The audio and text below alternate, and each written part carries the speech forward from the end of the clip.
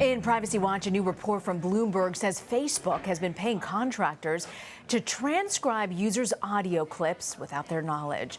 The outside contractors reportedly did not know where the audio was recorded or how it was obtained. They were only informed that it needed to be transcribed. In a statement, Facebook confirmed that it had been collecting and transcribing users' audio, but that the practice has since been halted.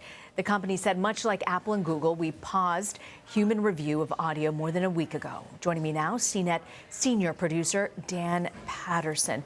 Dan, what's the point of transcribing the audio here? What do they get out of this? Well, Facebook says that they are checking the anonymized transcript and audio against what their artificial intelligence or machine learning was capable of transcribing.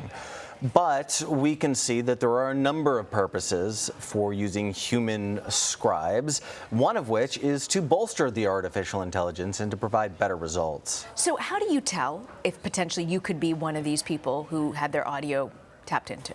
That's a great question, Rena. Right now, there really isn't a good way to verify 100%, but it is probably best with Facebook products and other social media products to assume that your privacy is for sale or is being used for purposes other than what is right in front of you prima facie. So is there something in the privacy setting that I can go in and uncheck or check that would prevent me from ever being in this situation? Yeah, well, Facebook has made some adjustments to their privacy settings, but we should note that they say you must opt into this. However, if you are involved in, say, a group chat or a group conversation, it only takes one member of that entire group for the privacy settings to be altered and allow this type of transcription. So the answer is kind of yes and no. Yes, you can make some changes in your settings.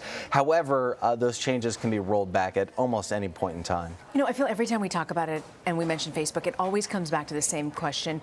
Can we trust Facebook? It comes back to trust. It does, and it kind of depends on your definition of the word trust. So can we trust this large corporation to use our data to make money? Yes, and I don't know that this is necessarily malevolent or bad.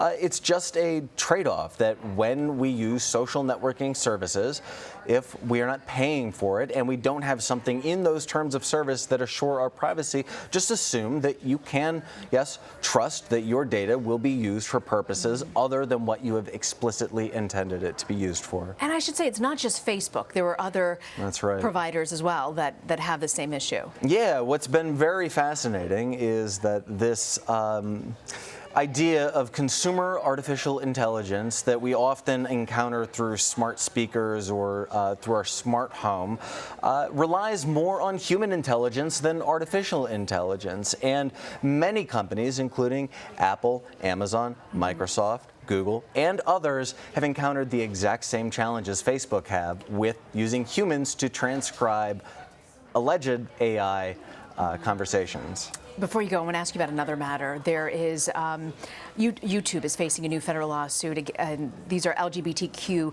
content providers accusing them of discrimination. What do we know about this? Well, we know that these YouTubers are alleging that their videos have not surfaced in the same way that an organic video might surface in Facebook, and they're alleging that their videos that use words like trans or bisexual have been in YouTube parlance demonetized, meaning YouTube kind of removes them from being eligible to have advertisements run against them.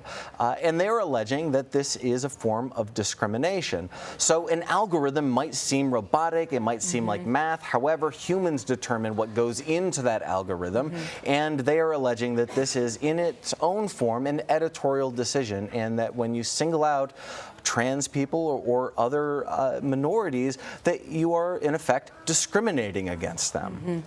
All right, it's so much to watch here on the tech side. I want to thank you very much, Dan. Good to see you, Patterson, Rena. for joining us.